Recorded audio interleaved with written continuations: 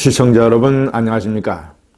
바이러스가 우리를 괴롭히고 있지만 그래도 즐겁고 행복한 주말을 맞이하시기 바랍니다. 드디어 종로 대전이 성사됐습니다. 종로라는 지역구가 가지고 있는 역사적 폭발성, 자 그리고 대통령 주자 1, 2위를 나란히 차지하고 있는 이제 황교안, 이낙연, 황교안 두 대권 주자의 상징성, 자 이런 걸로 인해서 엄청난 폭발력을 가지게 될 것입니다. 제가 오늘 그 내용을 한번 정리를 해봤습니다. 저는 종로하면 1985년의 신한민주당 야당 돌풍 선거 2.12 총선이 생각이 납니다.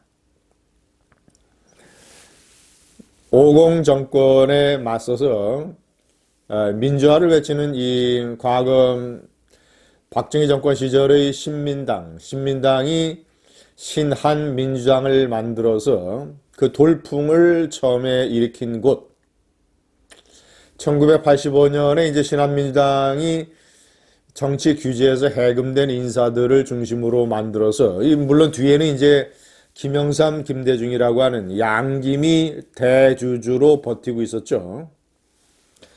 신한민주당의 총재는 충청북도 출신의 이민우 정치인이 맡게 됩니다. 자, 그런데 이민우 총재가 자신이 여러 번 당선됐던 충북의 지역구를 포기하고 1985년 2.12 총선 때 종로에 출마를 합니다. 종로 중구. 당시는 1구 2인 선거구제였죠. 그래서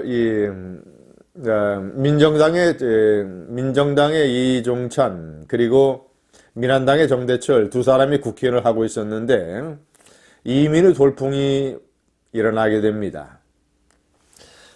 당시에는 학교 운동장에 사람들을 모아놓고 하는 이 대중유세가 대표적인 선거운동 방법이었습니다.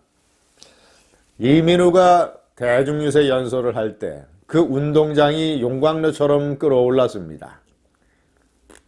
연설이 끝나자 젊은 청년 당원들이 이민우를 목에 태워서 운동장을 쭉 돌기도 했습니다.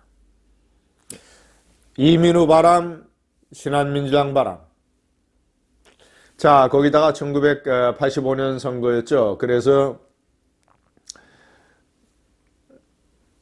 서울에는 돌아온 사형수 이철, 자, 그리고 광주에는 신기하, 자, 그리고 마산에는 강삼재, 이런 이제 신진 인사들을 다이너마이트로 박아놨습니다.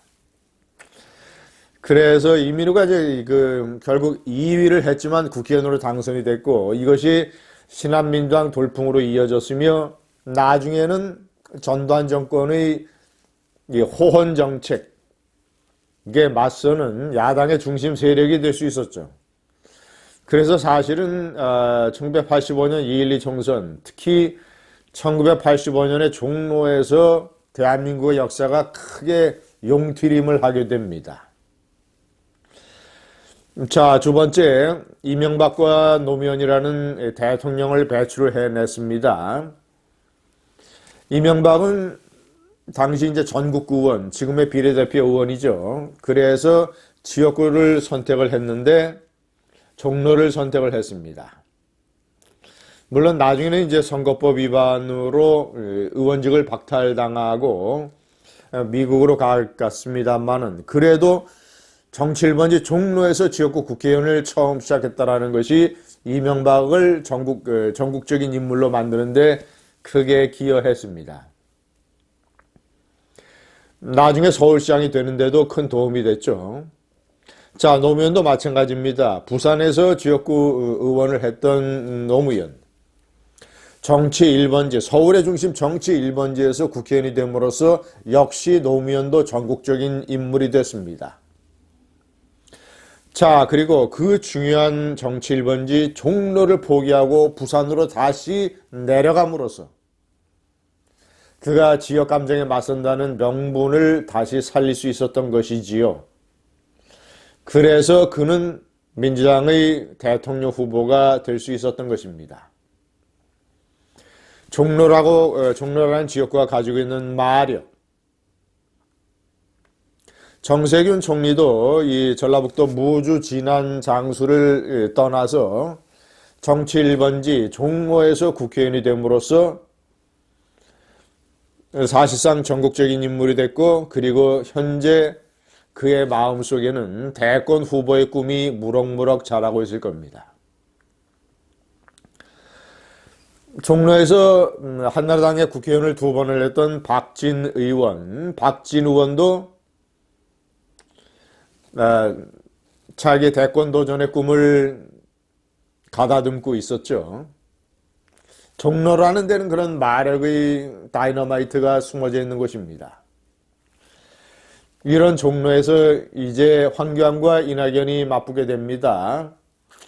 지난달 28일에서 30일, 지난달 말에 한 여론조사에 SBS가 이 여론조사 회사에 의뢰해서 한 결과에 따르면 이낙연 53%, 황교안 26%라고 합니다. 그래서 더불어민주당에서는 이 격차가 좁혀지겠지만 그래도 우리가 이기는 것 아니냐라는 일종의 낙관론이 지금도 팽배해 있다고 합니다. 그러나 한마디로 웃기는 얘기입니다.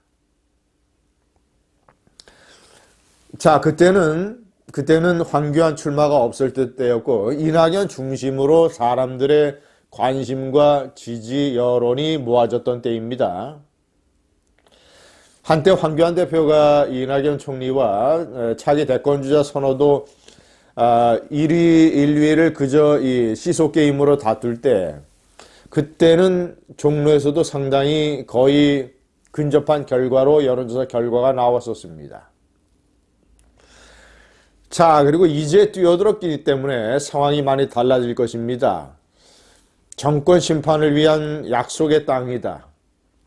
역시 전도사 자격을 가지고 있는 황교안 대표가 어떤 성경적 표현을 써서 약속의 땅이라는 말을 꺼내들었습니다. 황교안 대표가 출마를 함으로써 자, 이제 문재인 정권 심판론. 1985년에 이민우 총재가 출마했을 때 그의 선거 포스터의 구호는 해도 너무한다. 진짜 민심 보여주자였습니다. 이 포스터가 대한민국 역사박물관에 그대로 있습니다. 자, 시청자 여러분, 얼마나 역사의 아이러니입니까? 35년이 지난 2020년 올해 그 구호를 황교안 대표가 그대로 써도 됩니다. 해도 너무한다. 진짜 민심 보여주자. 문재인 심판하자. 이게 나라냐? 못 살겠다 갈아보자. 문재인 심판의 태풍이 저는 가능하다고 봅니다. 제가 예비 후보로 등록을 하고 공천을 신청을 한 서울 강남갑에서 제가 시장, 길거리, 사람 많이 다니는 곳, 교회 앞, 성당, 사찰, 자, 이런 데서 이 유권자들을 접해보면 유권자들이 어떤 사람은 큰 소리로, 어떤 사람은 작은 소리로, 어떤 사람은 눈빛으로, 어떤 사람은 표정으로, 어떤 사람은 악수로 도저히 못 참겠다. 나라가 망해가는 것 같다. 문재인을 심판해야 된다. 이번에 반드시 이겨야 된다. 라는 그런 어떤 이 마음 깊숙한 곳에 있는 이런 생각과 의사를 전달을 합니다. 저는 그래서 제가 항상 얘기하는 침묵하는 다수의 이론. 여론조사에 잡히지 않고 세상에 노출돼서 크게 외치지 않았던 침묵하는 다수가 이번 선거에서 문재인 정권 심판론에 거세게 가세할 것이다. 마지막에 정리를 해놨습니다만 이정현 무소속 후보는 적절한 시점에 적절한 모양새로 사퇴를 해야 됩니다. 한 표라도 자유우파 진영, 한 표라도 한국당 진영, 한 표라도 황교안 후보에게 표를 보태줘야 됩니다. 이정현 의원이 박근혜 대통령 탄핵 사태 이후에 왜 당대표직에서 물러나고 탈당했습니까? 과거 청와대 홍보수석으로서 박근혜 대통령의 불통을 자신이 막지 못한 것, 박근혜 대통령을 제대로 보좌하지 못한 것, 박근혜 대통령 탄핵 사태를 막지 못한 것, 이런 데에 대한 책임을 지고 사퇴한 것 아니겠습니까? 그래서 그는 한국당을 포함한 자유우파의 커다란 빚을 지고 있습니다. 그의 정치적 행보는 이 빚을 갚는 쪽으로 나아야지 무소속으로 출마해서 황교안 후보의 표를 깎아먹는 자유우파에 대한 빚을 더하는, 대한민국에 대한 자신의 채무를 더하는 방법으로 가서는 절대 안 됩니다. 적절한 시점에 사퇴해야 됩니다. 감사합니다.